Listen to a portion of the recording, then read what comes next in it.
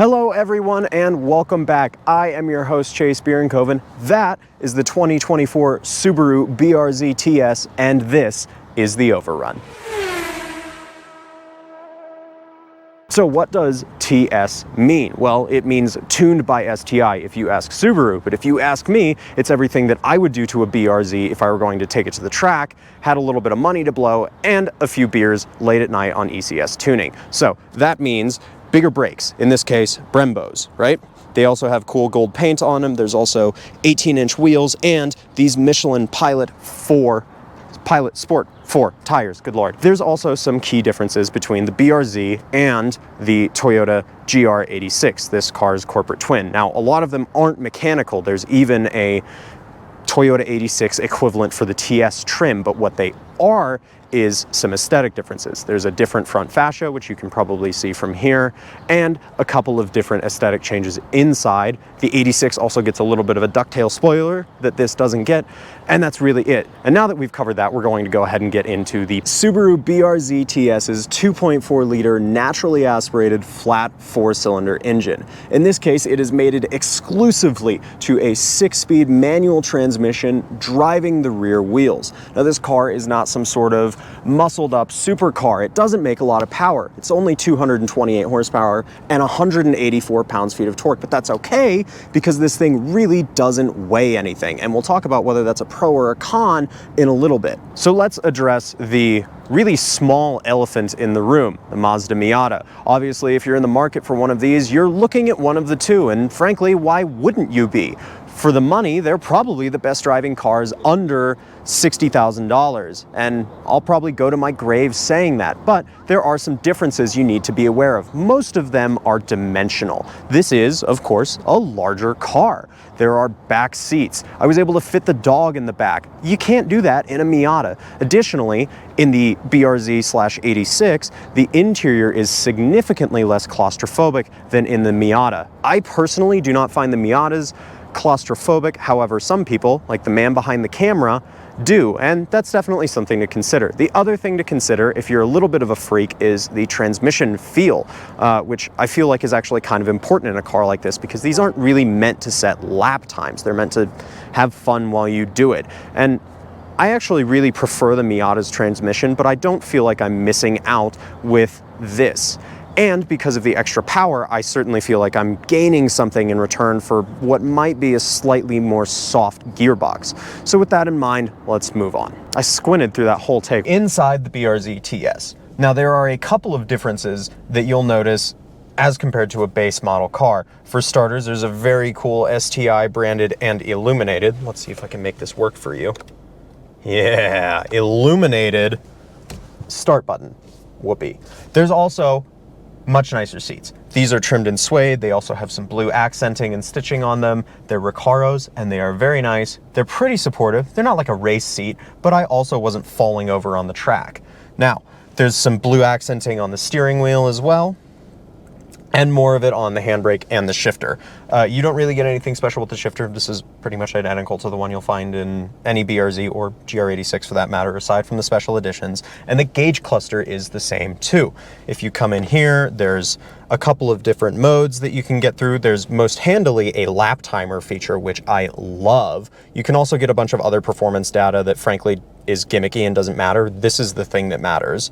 You can scroll through media and a few other driver assist modes for eyesight. And then if you come in here, you can also get into track mode, which changes the gauge cluster to a more vertical one or horizontal one and turns off the traction control a little bit. And that's really it. I also want to talk about infotainment, of course, because, well, Joby and I were having a conversation about it just a little bit ago, and it's kind of up to the person. I think that this is already an old system and it looks as old as it's going to get, and for that reason it works just fine. Now, the screen itself is generally pretty responsive. There's also a lot of hard buttons on either side, which I really like, and you can get into your various phone projection software too, which works just fine. However, it is wired, which is something to note because if you, for instance, bump the thing, well, there goes everything. But thankfully there's some room in here, and there's actually a lot of room in the interior in general. There's room down here underneath me where there's a second set of cup holders, which is great, and the ones in the door are actually my favorite of, well, really any sports car I've tested. They don't get in the way at all, and I can fit a pretty good-sized mug and or water bottle in there. I actually have a much larger water bottle that fits, and it's overall a pretty practical, comfortable interior that has a lot of nice accoutrement and tech in here that you would expect from a new car. So as I have mentioned previously, the BRZ and by extension the 86 both have back seats, although back seats is kind of a stretch. I'm about to show you what I mean. You're actually not going to be able to do a lot of stretching back here because it's so darn tight. It's very tough to fit an adult back here.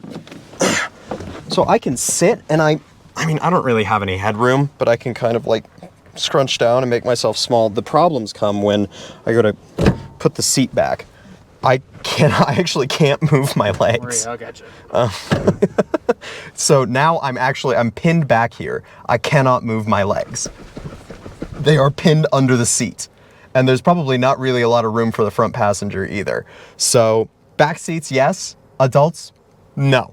Dogs, sure. Here's the trunk. You can fit 2 backpacks and not really much else. So what does all this STI-ness or tuned by STI-ness cost you? Well, $36,465. That's a good bit more than this car's close to $30,000 MSRP, but it's also a little bit less than a really optioned out Miata. And as I mentioned in our competition segment, you do also get just a little bit more car for the money.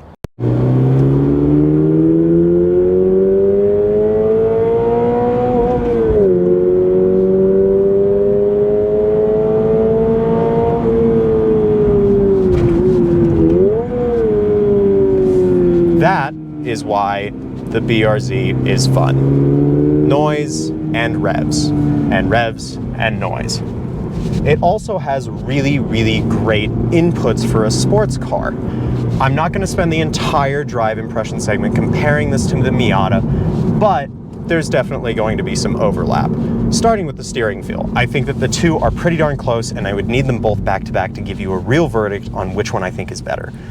Most critically, you can tell where the wheels are at, you can feel what the car is doing, and I'm not just using my internal inner ear G meter to figure out when there's slip in the car. On top of that, the inputs through the pedals and the transmission are also phenomenal. I really love this shifter. It makes me wonder why the WRX's shifter is so Lego-y and poor, because quite honestly, this is a really good manual. The pedal placement here is perfection. It is so easy to get off a heel-toe downshift, and the clutch pickup point is nice and low and easy and light. This is one of those cars where you can actually start it rolling forwards without actually using any throttle. It's really phenomenal. Anyways, let's also talk about the engine, because that's certainly a star of the show. I think that this engine has a lot more character than the Miata.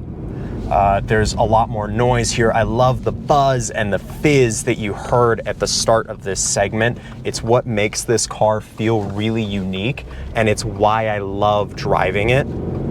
Of course, there's also the fact that this is probably a little bit better on the track than a equivalently spec'd Mazda Miata, which is to say the most hardcore one you can get, right?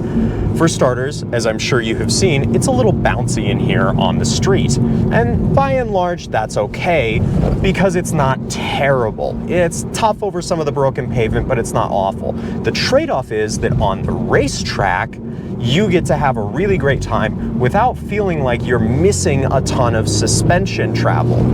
That was a very big bump there, and actually it wasn't really too terrible. So there's definitely some pro-con to this. There's also just the fact that the visibility in here is fantastic, and it's really easy to tell what the car is doing and when you're doing it. On top of that, track mode, if you are on the track, gives you just a little bit of slip in the transmission, in the drivetrain, so that you can get some angle into the corners and point the car where you want it without the traction control being fully 100% off. and that's actually honestly quite nice. So what separates this from the competition at the end of the day, i.e. the Mazda Miata, is that this is a usable sports car. There's a trunk, there's back seats, and there's space in the interior for all of your things. And for that reason, if you're only gonna have one car, this is certainly the one to get. So if you're sitting there watching this video wondering, is the BRZ or the 86 for me? Well, I have some questions for you. First, is this gonna be your only car? And second, can you live with a smaller car? Because to be quite honest with you, a lot of the time I like driving the Miata on a back road better.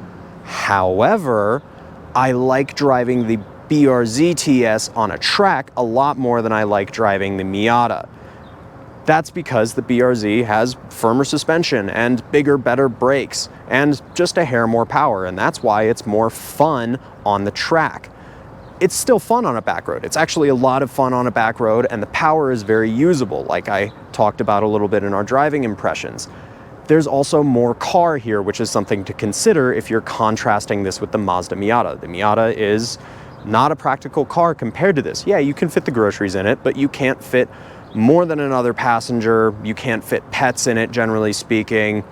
It's just less car, physically speaking. And it's also more money, and you have to kind of math that equation out yourself. If I'm doing the math for me, Chase the auto journalist, well, a Miata makes a lot of sense because a lot of the time I have other cars that I'm testing for work, and so I don't need something that's super, super practical. Hell, I got a Porsche Boxster. That's not a practical car, right? But if you got to take the thing into the office on Monday and go to the track on the weekends and hit the canyons in between, well, the Subaru BRZ TS might just be the car for you. And with that, I want to thank you guys so much for watching, but I have one more thing to ask you. Please remember to like and subscribe. That really, really, really helps the channel out, and it makes sure that we get to keep doing this, getting cool cars like this, and bringing you the reviews that we so love making. Thanks so much for watching, guys. We'll see you next time. Bye.